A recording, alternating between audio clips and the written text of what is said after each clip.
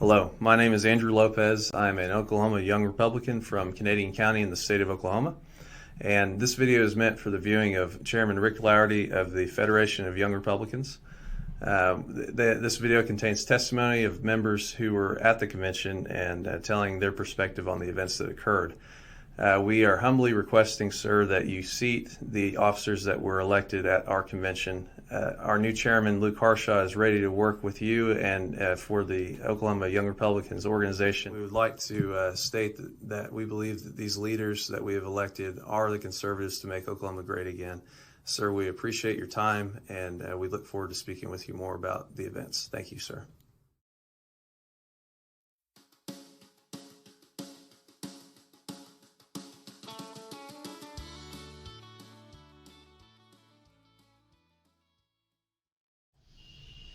All right, welcome back, everyone. I'm here in the studio with Molly Johnson, and on the phone is Julia Bender and Hannah Silk. If you two want to say hello to the audience we got right now. Hi, guys. Thanks for having us. Hey, everybody. There's Hannah. So what we're going to talk about in this segment with you all is, what was your perspective on what happened at the convention last night? Starting with what the prior administration, how they were running the meeting, what you saw happen as the sequence of events transpired, and even if you noticed things before the convention happened, if there anything of note, Molly, if you want to start off the conversation, was there anything coming in and getting checked in that you saw that you had in your head? What was that like? Well, when I first came in, I thought it was odd they didn't have me registered. I wasn't sure if that was intentional or not, but there was a problem with getting me registered. And then I noticed as I was there for a few more minutes, there was a lot of secretive type conversation happening between the chair and other people. Okay. And I sensed a lot of tension, and I wasn't sure what was happening, but I did see several people walking up to one another and whispering and showing certain little pieces of paper, and okay. it just people felt weird to me. That you knew to be part of the leadership, or Yes. Okay. Yes. And do you know the names of the people? I don't know the names, but I know one in particular was the chairman. He was John Roberts. Yeah. Okay. So Julia or Hannah, either one of you, did you see anything while you were registering or when you came in that you wanted to know? The only thing that I found interesting was whenever Molly and I were trying to file to run for the separate offices, I, as vice chair, and she is national committee woman, they kind of just kept sending us around to different people. Yeah. So we never could quite get to the right person, and it took a while. Right. We did eventually get to the chairman to file, but it was they just kept sending us around, and it was getting pretty frustrating, but right.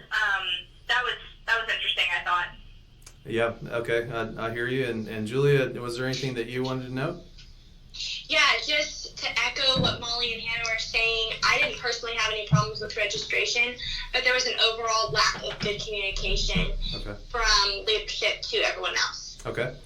All right, and so after you got registered, and Hannah and Molly, you had offices that you were running for. Yes. That you notified. It was John Roberts that needed the information. Correct. Yes. Once the meeting started, what were you all seeing? What was of note? Well, and I'll start on this if that's okay, Julia and Hannah. Sure. I noticed from the get-go of the meeting that it didn't seem to matter what motions were made, seconded, voted on, passed. It seemed that they came in with a clear-cut agenda not to allow certain things to happen and to allow certain things to happen even if it breached the bylaws. Okay. And I noticed that quickly because there were several motions made, and it seemed like they just completely decided that they were going to overrule the or ignore procedure. Ignore, really, because it wasn't proper overruling. So. Right, and so if either of you could speak to that, what did you see happening? I was really taken aback by the anger, how angry and flustered they got so quickly, and the straight up profanity and lack of professionalism that they exhibited was actually, I shouldn't be shocked, but I was pretty shocked by that, and it flared up so fast. Okay. I found to be pretty interesting. Okay, do you want to give an example for those watching this right now? Sure. It kind of reached a climax when the lady who was recording the credentials, forgive me, I forget her name. Mandy Green.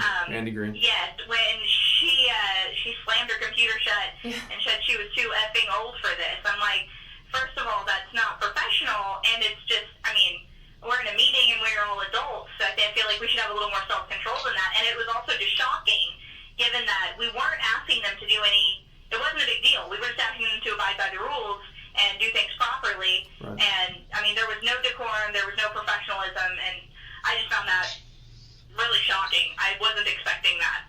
Right, and to add context to what Hannah's talking about, there's a motion that I had made, asking that the at-large counties be allocated to the county they're from, according to the rules as they're written.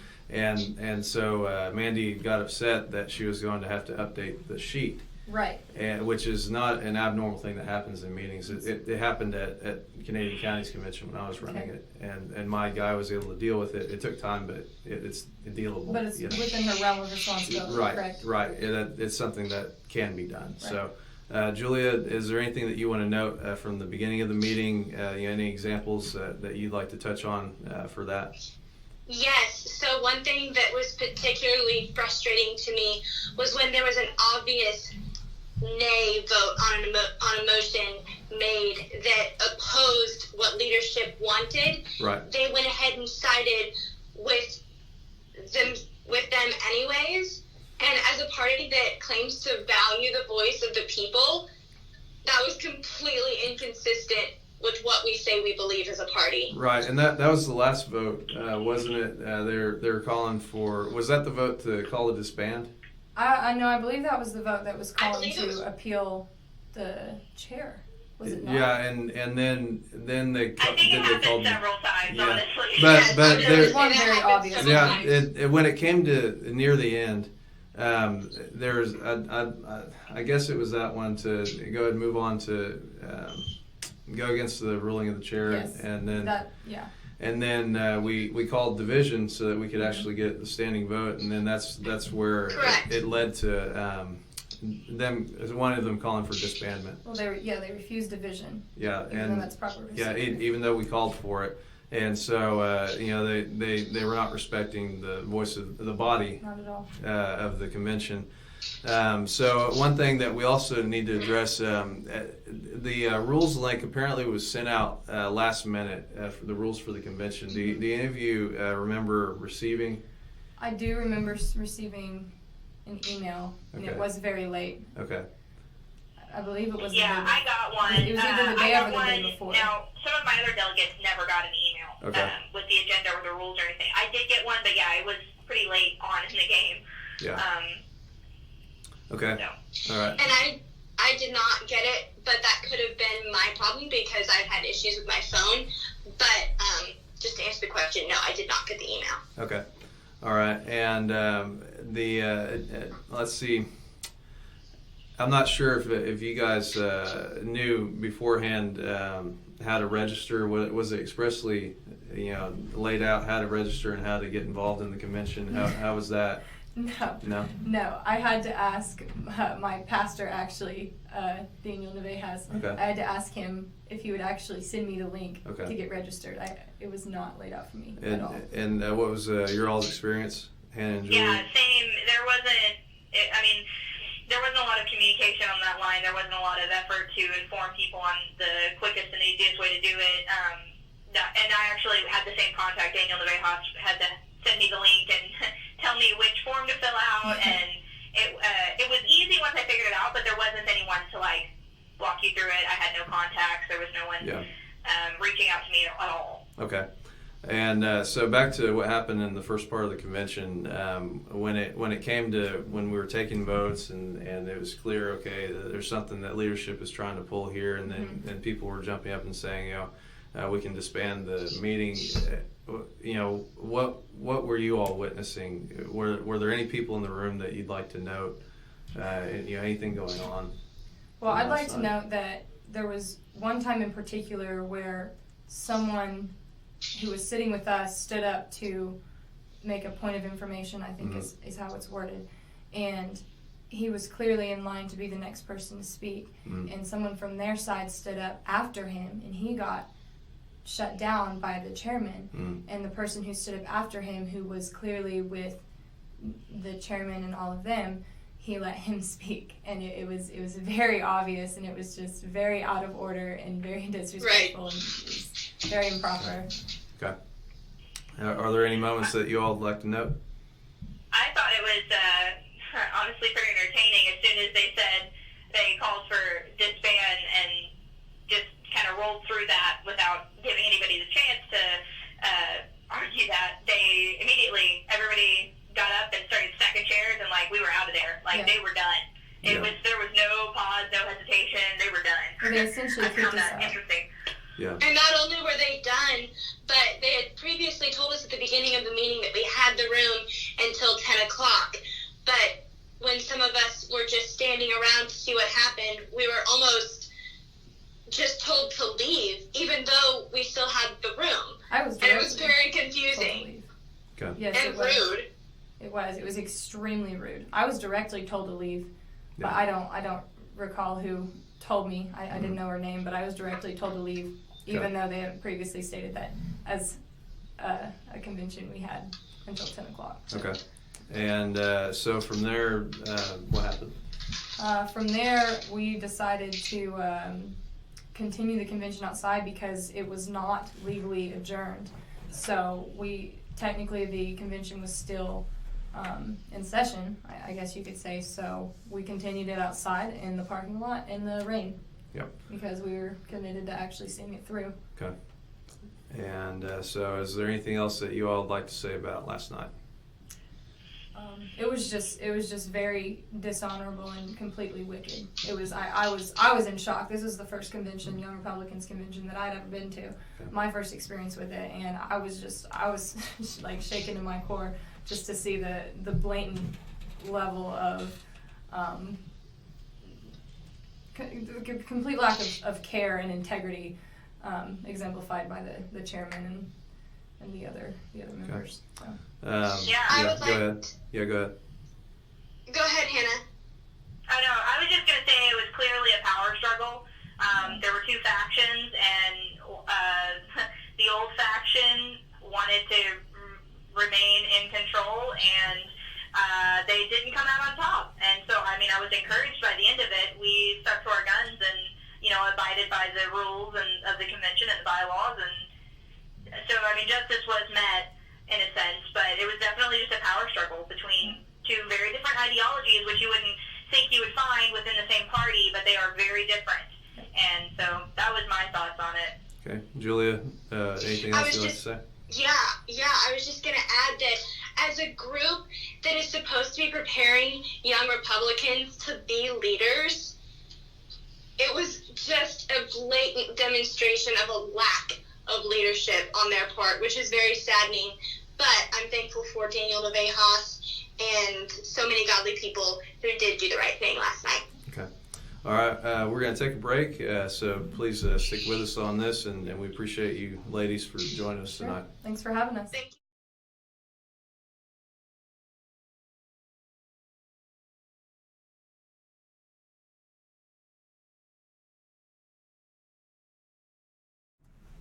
All right, welcome back.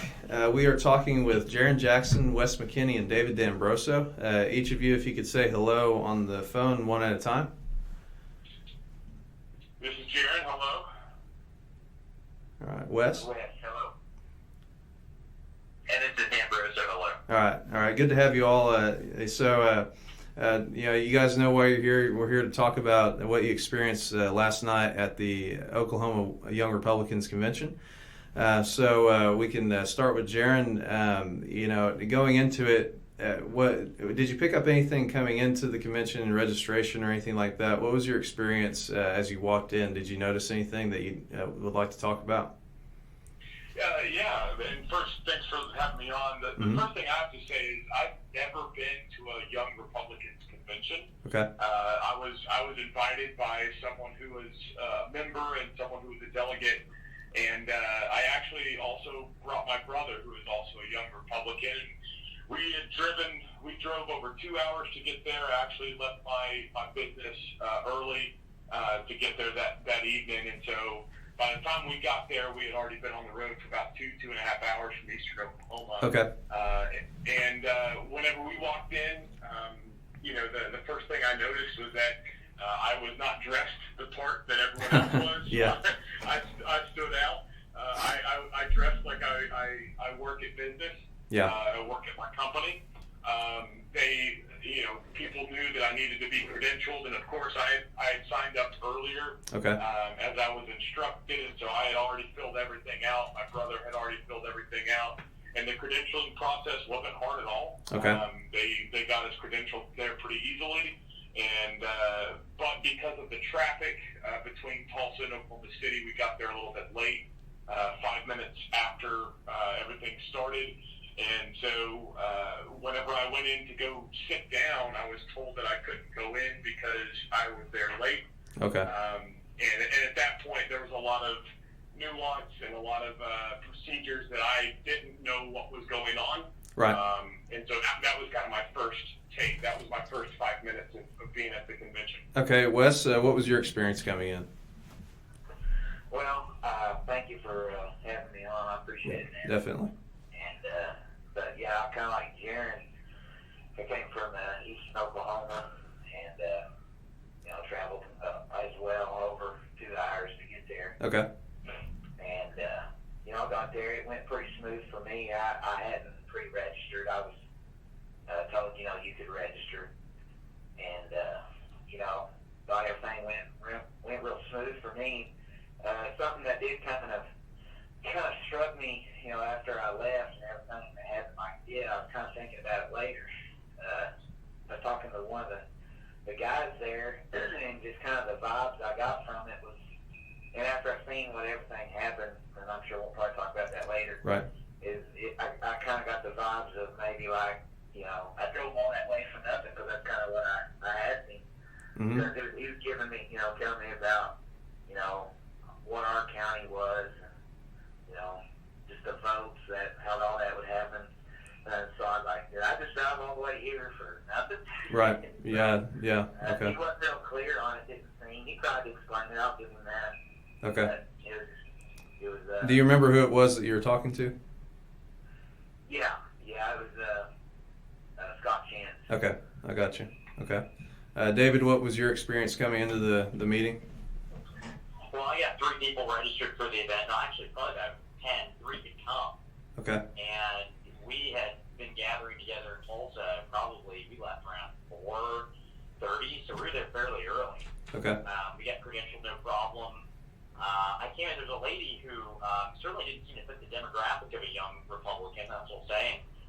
Just kind of, it was the first event that I'd been to, and she firmly grasped my hand and asked me if I was registered or not. And I said, I'm already registered, right-hand side. And I happened to be on her left-hand side. She was like, oh, my hand. I was just like trying to get around her to get to the right-hand side. Okay. So that was kind of bizarre. Okay. and I had a couple of questions about, what was going on in terms of my at-large status. Okay. So I said, listen, I live in Wagner County. Can I become a delegate for Wagner County? And they said there's no mechanism to do that. Okay. They said I'd have to remain at large. And so, as far as coming in, no real problem. Okay. For the sake of this conversation, were all of you from at-large counties, not chartered counties?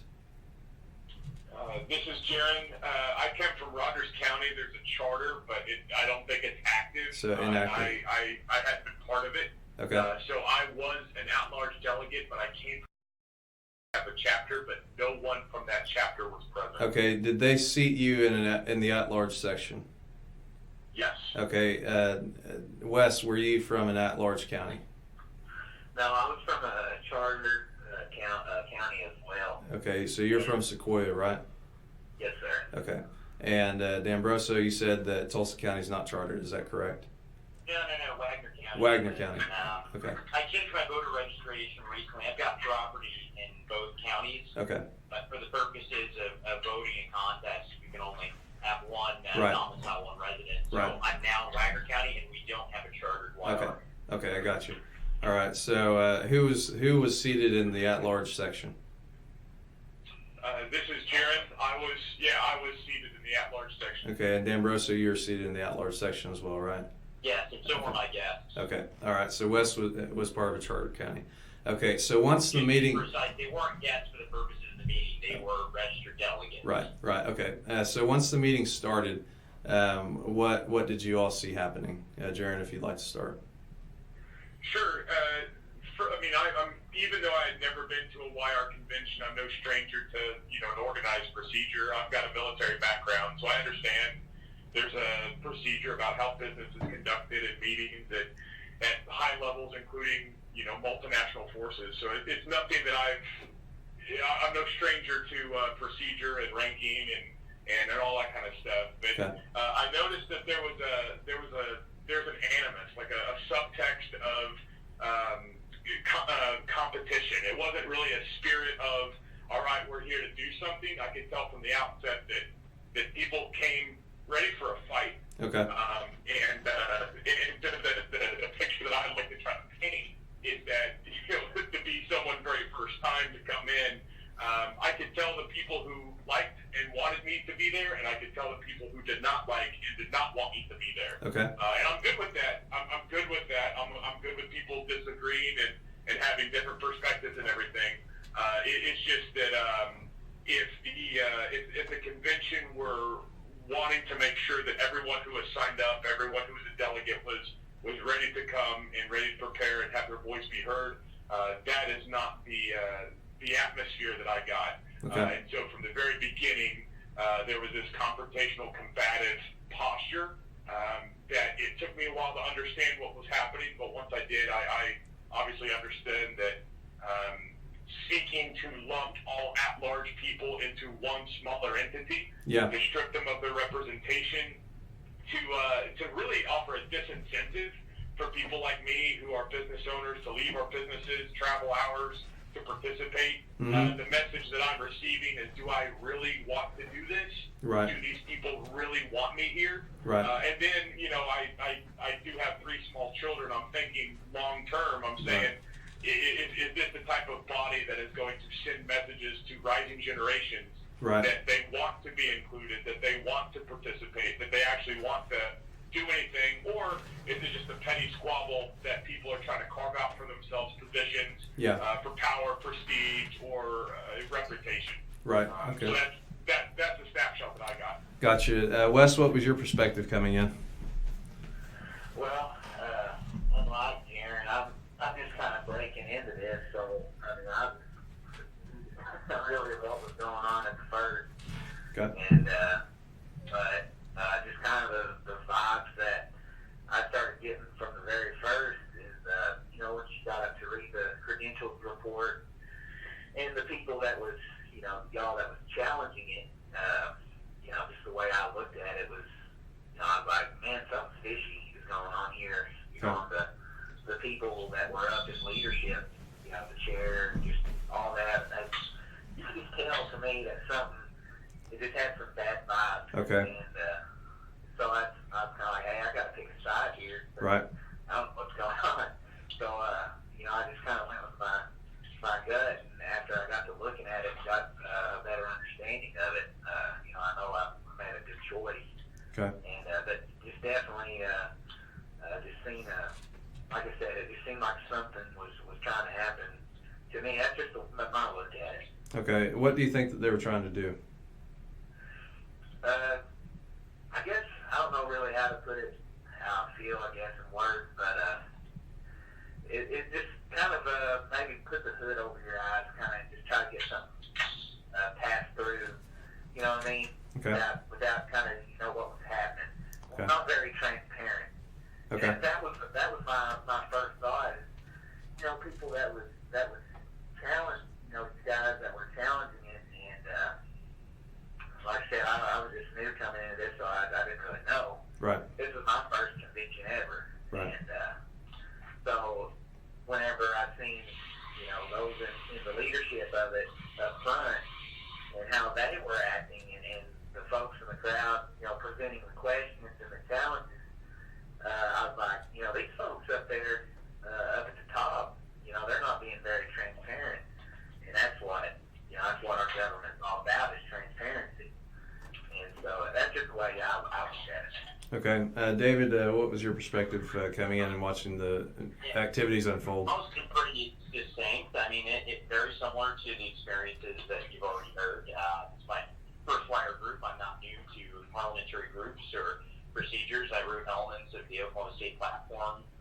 I went to the state convention. I was on the platform delegation. I'm not too handy with Robert's Rules of Order, but I know enough to know what's going on. Okay. And it very much did seem balkanized. Like you had one faction, and they were there to represent their own interests, and they really embraced a Hillary Clinton DNC superdelegate style system, where it didn't matter that we were easily 55 to 60% of the movement, right? The conservative faction of the group, they were still going to override us with maybe 1/3 to 45% of the vote.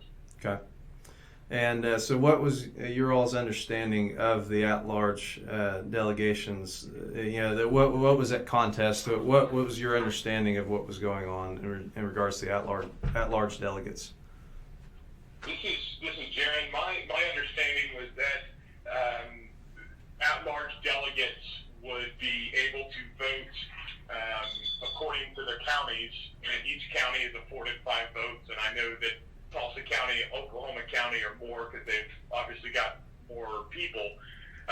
And so all of the counties that were represented, or all the people that came from counties that did not have chartered groups, would then basically kind of be rolled into those counties and fill those slots. I mean, Andrew, there were people from down by Broken Bow, which for folks that don't know where that's from, that's 4+ hours, and that's not a straight shot. You're talking hours in the car with not even a rest stop to get there. And so the idea was let's seamlessly transition and integrate people who have not been part of the process. Let's be inclusive with people who want to participate.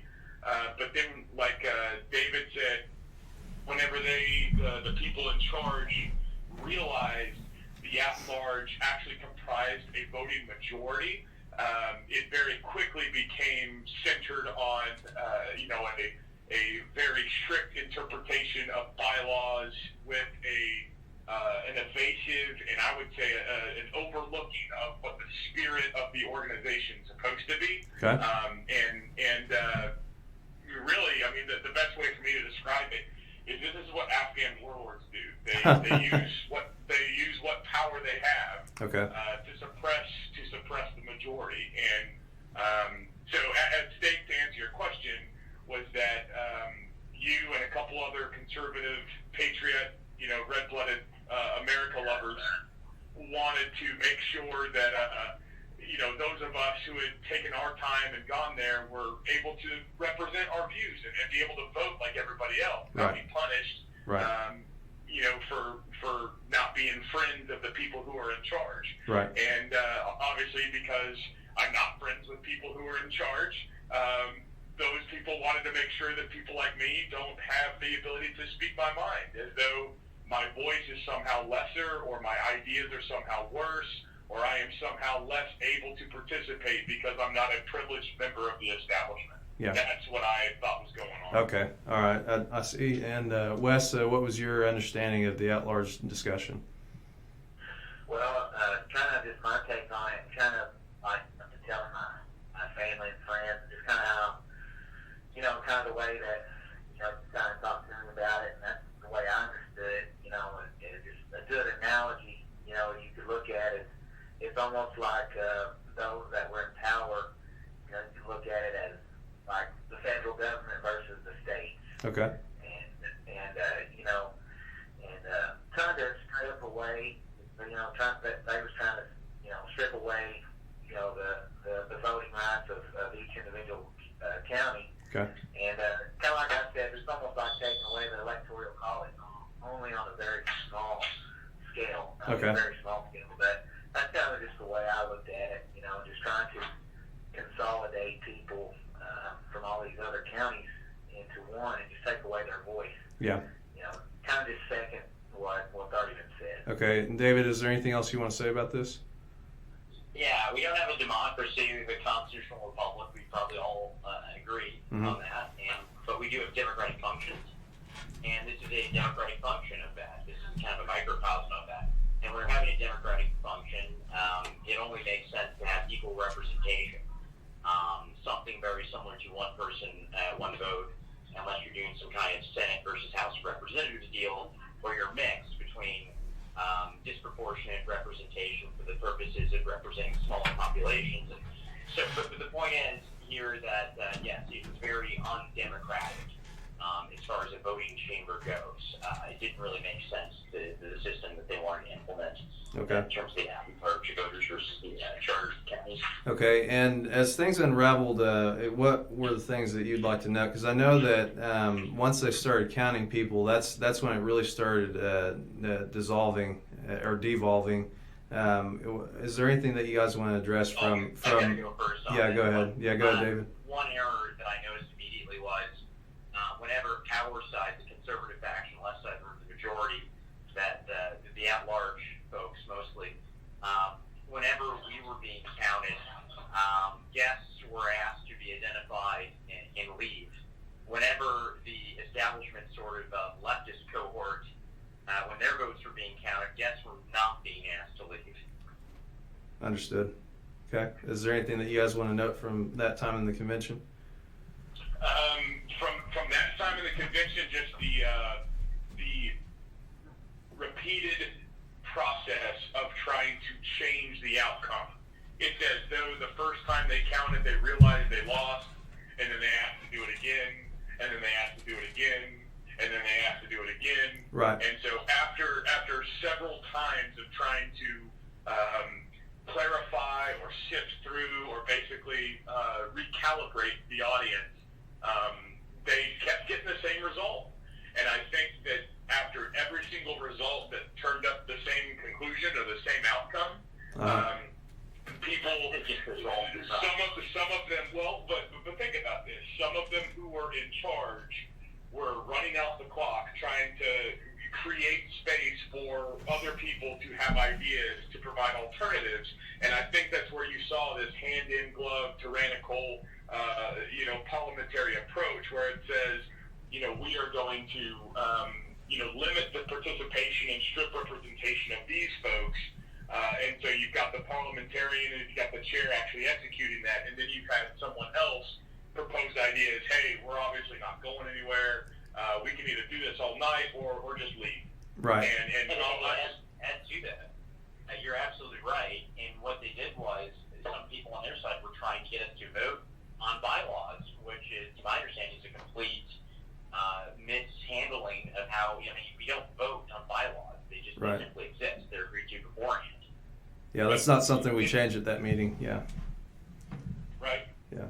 It seemed to me, just my last thought on that, it seemed to me that when reality did not meet their expectations, they did not know how to respond. Right. And so my thought is like it's a glitch in the matrix. They had to continue to rethink how to program. It's like these are not the droids you're looking for. They didn't know how to respond to a reality that did not conform to their expectations. Right. And, which may suggest something about their ability to understand political undertones and where things are heading in the Republican Party. Maybe I'll let the smart people talk about that one. For me, it was pretty clear to recognize that when their expectations weren't met, when reality presented something different, they were flat-footed and they didn't know what to do. Right. So they sought out alternatives that allowed them to maintain, or what I would say is to conform reality to their expectation. Yeah. Which, yes, we're a constitutional republic, but that's not what we do. That's not what the process is for. It's let the people decide. Let people vote. This is our country. Right. Yeah, Wes, is there anything that you want to note about that voting process debacle that was occurring? Just kind of just about what all was happening as far as just during the voting process. Just these guys have covered it pretty well, but Okay. A lot of just what I noticed was the actions of some of the people. Just kind of the way I looked at it was folks that are very bureaucratic and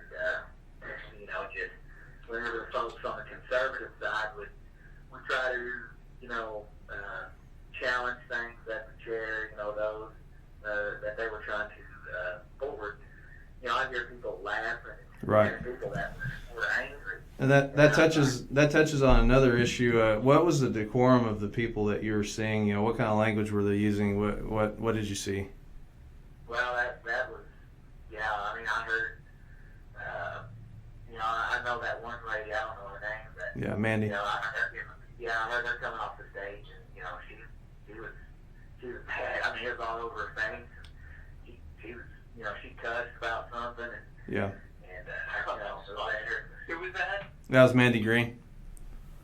Yeah. She was the credentials chair.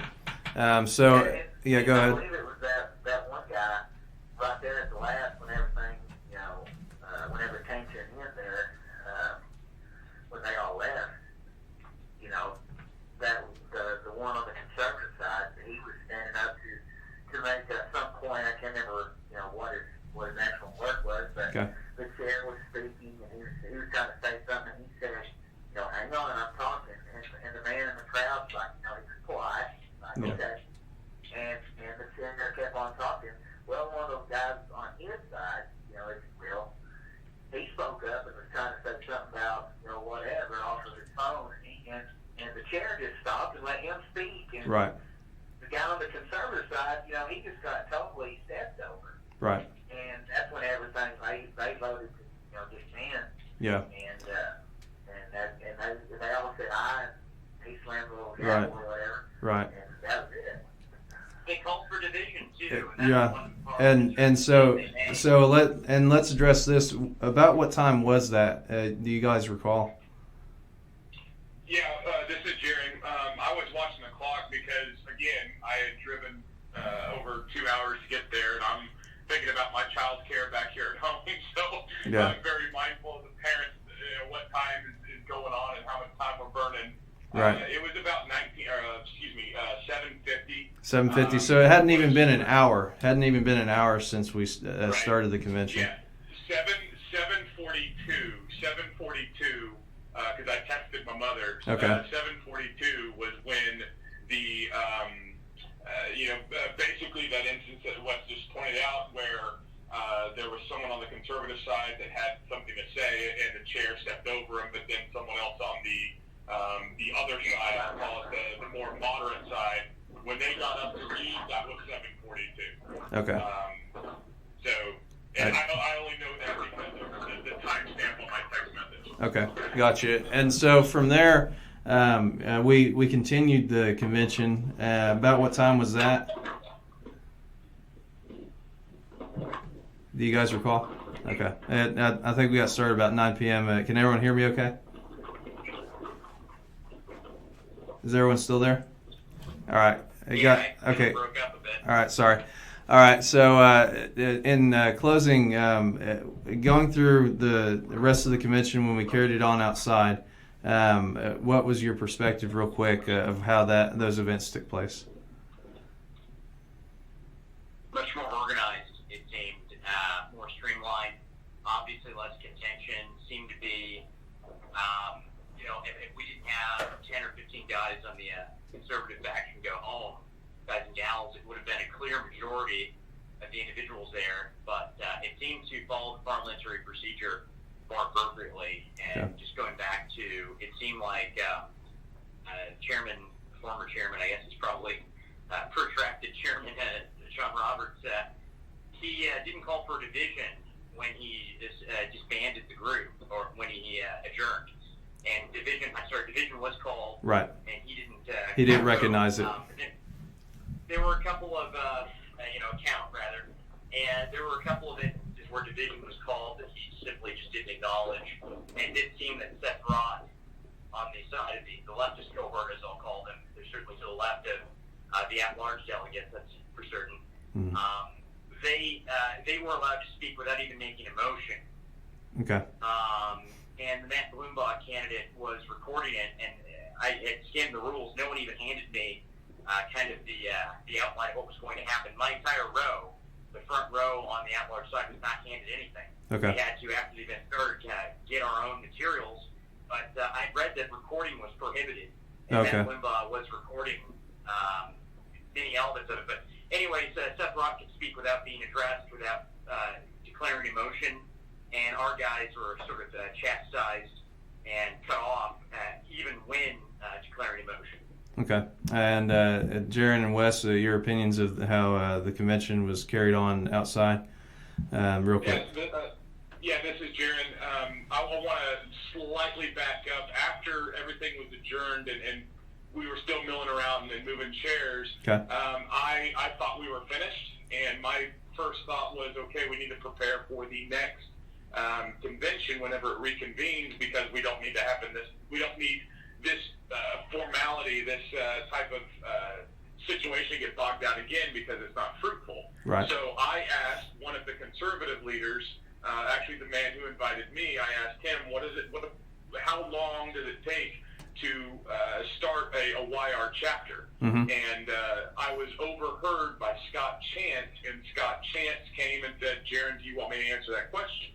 And that began probably a 5 to 10 minute argument between he and I, Okay. where he was trying to explain to me the background and how everything went. As far as I understand it, he said that a couple of years ago, when the YR wasn't anything special and no one was really doing anything, Yeah. he and other people like him had written the rules such that at-large delegates were the spirit of the bylaws was to be inclusive for at-large delegates. So in Okay. other words, if a county didn't have a charter or a chapter, but people showed up, Scott Chance told me in the presence of other people, Right. that the spirit of the YR bylaws was that at-large delegates would be treated as though they could fill in and flow into those slots according to the county. However, he Then fought for the other side of the argument. Yeah. Exactly. Yeah.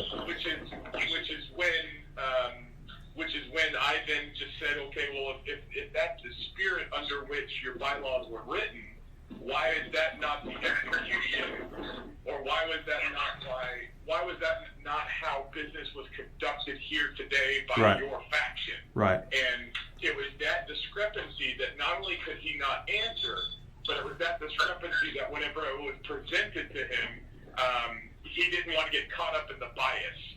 And Yeah. again, I'm good with people having their own opinions. I'm good with people disagreeing. I'm good with people, going through the process of making the sausage, so to speak. Okay. But to say that you're in charge, to have a bias, but not to state it, and then to use that bias prejudiciously and capriciously against people who have gone out of their way to show up, not only seems unfair, but in my opinion, kind of subverts the whole process. Okay. But to answer your question, the afterthought, it was professional, it was seamless, it was the way that the YR should be ran. Okay. So we did better outside than everyone else did inside. That's for sure. Gotcha. Wes, is there a closing statement that you'd like to make to the conversation? Yeah, just as things went outside and everything transpired like it did, I thought it was handled very coolly and, calmly, for a change. And just kind of the sense that I got out of it was just, freedom-loving people that, just want things done right. And kind of the way it came across to me, and I thought it was handled very well. Okay. All right, guys. Well, I appreciate you being on the phone and talking at length about the events that happened at the Oklahoma Young Republicans Convention. I hope you have a good night. Yep, thank you. All right. Appreciate you guys. We are outside the Credit Union House of Oklahoma. These are the wonderful Republicans that recognized that adjourning our OKYR convention was against the rules. It was improper. So we're appointing secretaries and convention chairs and parliamentarians, and we're going to keep the convention going here in the middle of the night. The court of order was to replace the presiding chair with the new chair of Andrew Lopez. I second. I second. Okay. Second. So we don't have a presiding officer, then it can just be by a majority vote. All those in favor say aye. Aye. All those against? The same? Okay. Well, this Now we can move to the credential. I wasn't here earlier, so the credentialing process was. Do we have a credentials report? No, We do not. It failed. It was rejected. So we But he didn't adjourn correctly. He didn't accept division. okay. So I make a motion to accept everybody here as a credentialed delegate. Second. With the name tag. With the name tag. Everybody here with the name tag. If you don't have a name tag, you're not a credentialed delegate. So Luke's first. I think we have a majority now with credentialed. Motion that's been seconded to, Everybody with a name tag is a credentialed delegate. to approve everyone with a name tag to be an official delegate to this convention. Moto, get up. Yeah, I got him. I mean, we're. All I just in want to show favor, the stickers. say aye. Aye. All opposed, say nay. The motion passes. We have approved. Did we have our a second convention. on that motion? Yeah, we did. We did have a second, I believe. Who did you gather a second on that motion? Kyle was the second. Yeah, I was second. Kyle Brown was second. Okay. All right. Now we move on to the business of the convention. All right. So now we're moving on to the business of the convention. Now that we have approved our delegates, if you have your agenda still, we have already gotten through the welcome, prayer, and flag salute, the recognitions of guests. We've passed our convention report. Okay, now we are to the approval of the rules report. Does everyone have a packet? Other people have a packet. Does anyone have any amendments to this rules report? Do we need point of information? Yeah. Do we need to make a rules report so that each county is equally represented now? Can we do that? I would advise So that. that is that, Robert Rules of Order. Seconded. the convention rules, as written, I believe would suffice, in the chair's opinion, if we allowed every at-large county to carry 5 votes when we're talking about the weighted votes. Okay, are you proposing an amendment? I'm not proposing an amendment. I'm saying that the rules that were actually written for the convention, we should adopt them as is. So the portion that you are addressing would be section 3. At large and chartered counties shall be allotted 5 base votes. Is that what you're referring to? Right. As written. All right. Amen. You can you can also make a motion with 2/3 majority to amend the rules and add the word each in that provision if you'd like. Okay. I say we keep it stock to avoid any What does confusion. the current language say Alright. for appropriations of votes per county? Allocation. The rules the rules report was not adopted before, right? Correct. Okay. Yeah. So, you adopt as There is. was no business done. So I'm going to read.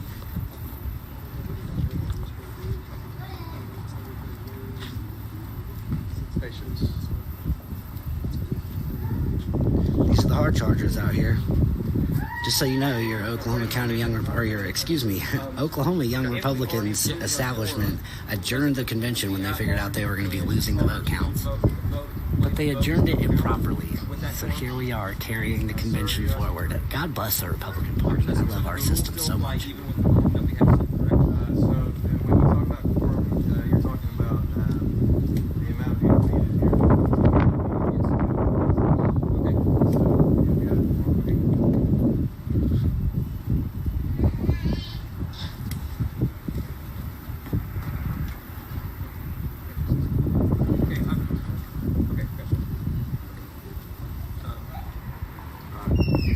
Are there any amendments to the convention rules?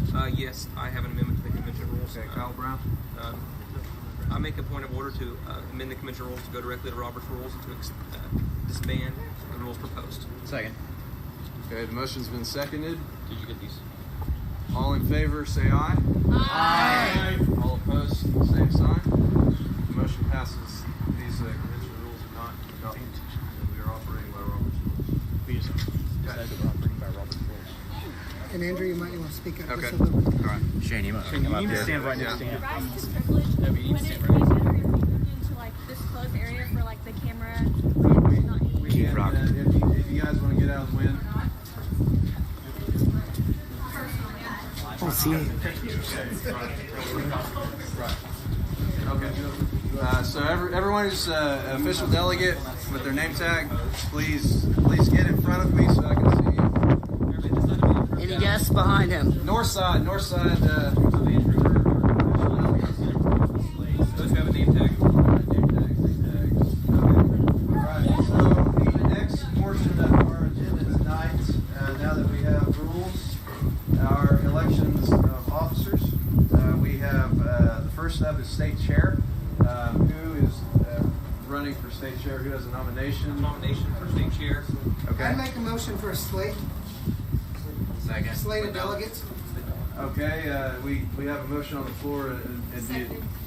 I disband my motion. Okay, you dropped your motion. Okay, we have a motion on the floor to vote for a slate of candidates.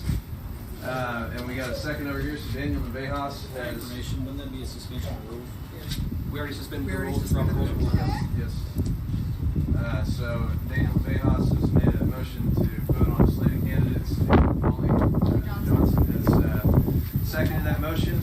All in favor of voting for a slate of candidates for the agenda that we have tonight, say aye. Aye. All opposed, same sign. Okay, we will vote on a slate. Does anyone have a slate to offer for state chair, state vice chair, national committee man, national committee woman, treasurer, secretary, and district vice chairs? I do. All right, Daniel, would you like to read the names off? Yes. I'd like to nominate on slate chair Luke Harshaw, vice chair Hannah Silk, secretary Heather Brown, treasurer Leah Free, national committee woman Molly Johnson, national committee man Shane Jemison,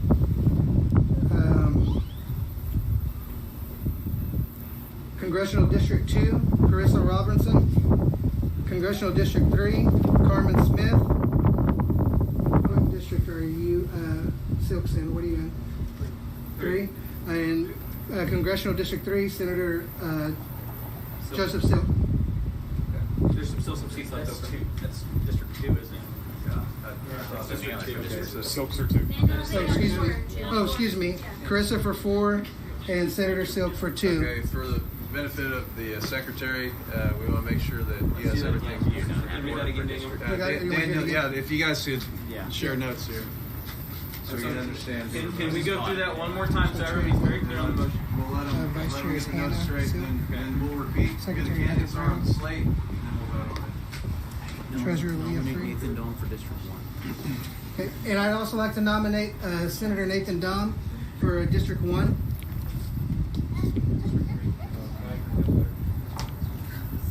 And then Carmen Smith is District 3, Daniel. Carissa Robinson is actually District 4.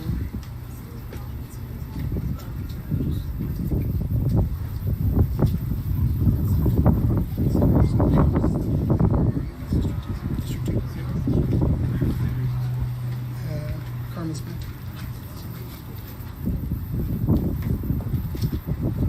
I don't think we have it. I'd like to nominate Jonathan Krems for District 5.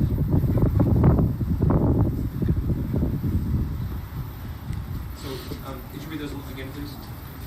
Yep. Mr. Secretary.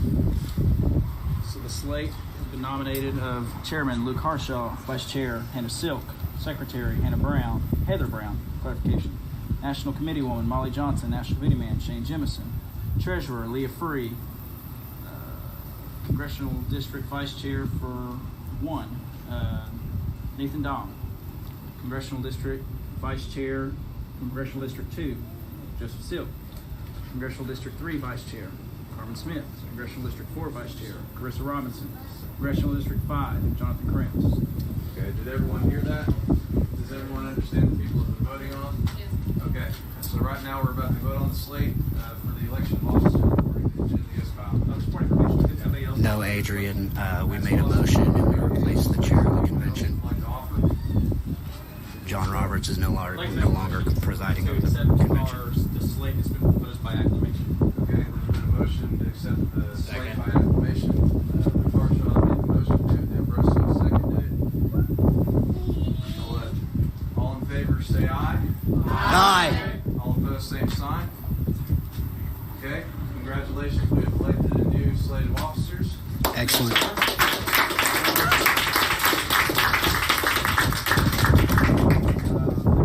The next part of the agenda has to do with the sexual harassment part of the policy. Does anyone? I move the table.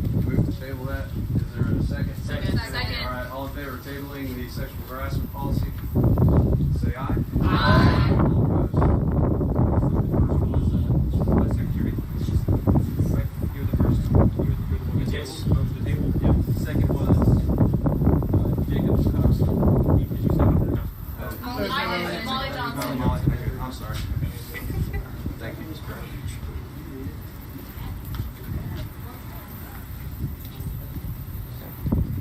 All right. Make America, make Oklahoma great again, by God. That's where we're gonna go. All right, guys. So we have closing remarks. We have seen tonight how the certain factions in our party are unwilling to have discussions and even vote on things that are brought to the table. It's just an example of a small scale how our government works. What we are actually seeking to do is move forward and carry on business and get things done here, and that's what we are doing tonight. So I appreciate you all sticking around. I appreciate you all doing the job that it takes to deal with politics, and I want you to look around and realize that the people standing here right now are the people who will change the state of Oklahoma. That is not a small thing. God has ordained each and every one of you for this time. Amen. This is a very special position that you're in. Do not take it for granted and don't think that you've arrived. Okay? Daniel, Come back next year. you're right. Make sure you come back. But Daniel asked me, if I can speak before all this happened. You know how things go. Plans change and everything. But there's a talk that I gave a little bit ago on, why are we here? What are we doing? Why do we think government needs to be changed? What principles do you even judge that by? And what we have to realize is that the Republican Party is not the ultimate principle when it comes to judging if government's wrong or not. Far from it. It's far from it. That those principles change like the wind, right? We've seen that at conventions. Right? What we know are that the principles of God do not change. That's right. Okay? We know that murder is murder. Do we not? We know when something is attempting to supplant God in its rightful place. And we see that all the time when government says, come to me for your food, for your shelter, for your health care, for your cell phone. God can provide you with everything and more. And what we have to present, this is what Moses did, this is what all the prophets did, we present to the public and to the government. These are the principles of God. This is where government does not line up. This is why there is chaos. If we fix what is wrong, chaos diminishes. That's right. That's right. And do not the people in the land rejoice when righteousness returns? Is that not right? That's right. Okay. I could go through the 10 Commandments like I did before, but it's not necessary. We need to go home. But it suffices to say, you don't need to go through all 10 to figure it out. Jesus said, look, we got the greatest commandment is love the Lord your God with all your heart, soul, and mind. And the second one after that is love your neighbor like you love yourself. Others as you have done unto you. And when we see things in government being done that we would prefer not to have done to us, that's when we need to stand up and say, wait, you're violating my neighbor, even though it may benefit me. For my neighbor's sake, I cannot stay silent. And I know that's why many of you stand out at the capitol and say, not in my state shall it be legal for me to murder the mother. Right. Okay. Not okay in the state of Oklahoma. It shall be not okay to murder the mother. And even in New York, they're saying, I've heard people say after 4 months or something, get gets out and kill it. No. Where God has ordained life, we allow that life to live. Because that life was put there for a specific purpose, for a specific reason, for a specific prayer, for a specific lesson. And if we refuse that life, we are refusing that specific lesson that God gave us that is eternally special. And that's why many of us are here. We will not stop until we get protection for the unborn. And we can't forget our old people, because there's many want to kill them too. No, not one life is invaluable. Not one life can be considered to be thrown away. And that is why we're here. Government is to secure our rights, and that includes life. So, in saying that, is there a motion to adjourn? Point of order. Sorry. We need a record of everybody that is able to. Yes, and please get with Shane before you leave so your name can be recorded in what county you're from. Can we hand him all the stickers? That can be done.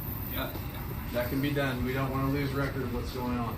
And it's very important. It's going to be international and official business here. This is how government's handled. Some stickers only say at large, so we need to make sure they got Yeah, we need to record your county, so make sure you write your county that you're from. And we need phone numbers too. Phone numbers and addresses. So actually, it'd be best you just do a single file line. Yep. Meet with Davidson and get your Yeah, it'll information. take a little bit of time, but if we're very precise, it's better for us. So yes, Daniel. I don't know the exact terminology of this, but we open in prayer. I think that we should close in prayer. Please. And I've got some. Yeah. Can someone record the entire convention so inside? Everything inside. The rules, I think that's prohibited. Yeah. People on their side did. Convenient. We have to go tell people. We have to go tell people what we saw here today. Yeah. They recognized they were going to lose and they adjourned the convention. We have to go tell people. That's how they know. That we're being taken. Okay. Yeah. Hold on. So we will answer that question after we're done here. At this time, we don't know the answer to that question. But we have recorded this event. We have recorded this convention. We've done our due diligence. Again, do not leave until you have recorded your name and contact information with Shane Jemison, our secretary. Okay. Make a motion here. Well, hold on. Daniel, you're yield same the one. Okay, you yield. I want to, the motion is to adjourn the meeting with a, which point of prayer, so somebody praying and then adjourn right after the All prayer. right. Is there anyone who'd like to pray for us before we leave? Daniel, if you'd like to come. We need a second. I'm sorry. Second. All right. Second. Hannah Silk. Seconds. Kyle Brown made the motion to adjourn our meeting with prayer. Shane, you got that? All right. So Dan, All in favor? all in favor, say aye. Aye. All opposed, same sign. All right. Motion passes. Let's pray. We're going to do this prayer a little bit different. I want us all to pray together, and you'll be able to join with me. We're going to sing Amazing Grace. Okay. Amazing grace, how sweet the sound that saved a wretch like me. I once was lost, but now I'm found. Was blind, but now we see. Father God, we repent on behalf of the sins of our state, and we ask for mercy. We ask that you would send revival to Oklahoma, and we ask for righteous and just government in Jesus' name. Amen. Kashem.